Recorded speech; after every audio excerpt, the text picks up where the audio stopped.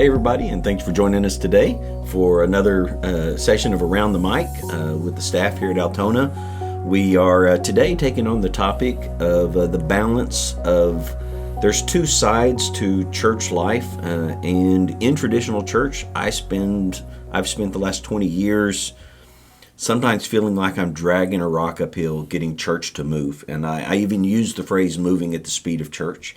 And so I spend a lot of time driving, we ought to be doing this with urgency. We ought to be doing this with urgency. We ought to be doing it with urgency. There is something to be said for caution, for patience. There's place and a time for it. And I don't talk about that side a lot because I'm trying to push faster. And today I'd really like us to kind of set the line of where that balance should be. And so we're going to start with just a couple of minutes apiece and say, here is where the balance between urgency and patience, or urgency and caution, lies within the life of the church. So where is the line? You want to go first? Well, it's hard to say definitively because I do believe that it's situational, but also even more important than that is to be in tune with the Holy Spirit and the Holy Spirit's movement as to what is more urgent than other things. It's having a good awareness of your community, your surrounding, especially in your congregation, and it goes out like that. And so you know which things require more expediency than others.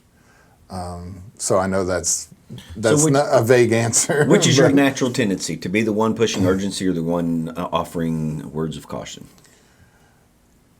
Honestly, I ride the fence on almost every. Like I can think of times when I have been pushing urgency, but being honest, I probably lean more towards caution. Okay, David.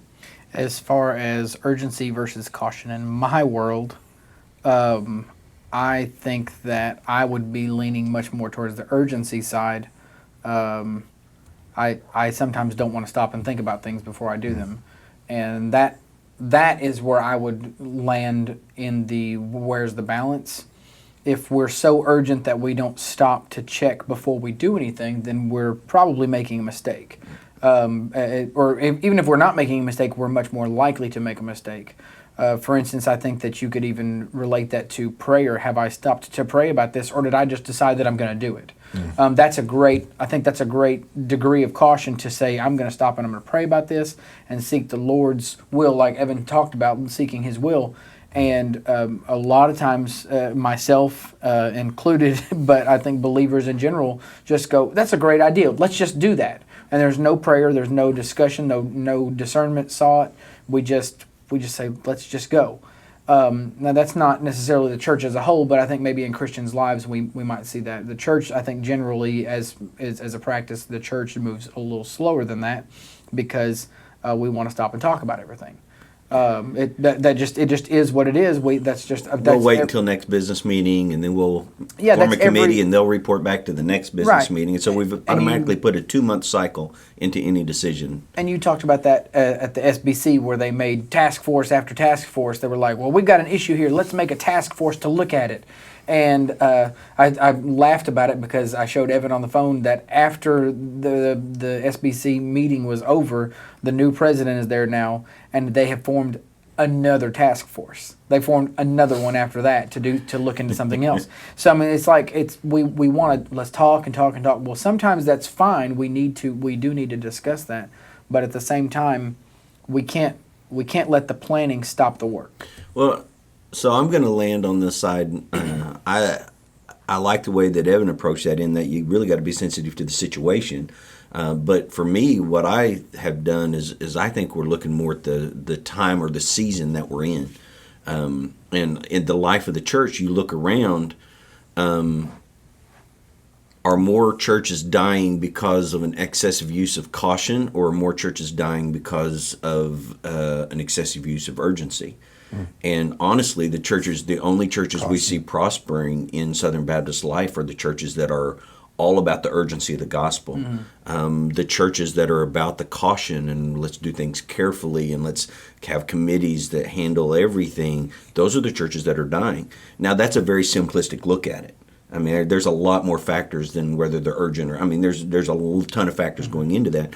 But I think as a whole, we need to look at it and say, obviously, we should pursue urgency. Doesn't mean we abandon caution. But I think when we look at the day the church lives in today, I have to ask, is it more dangerous for me?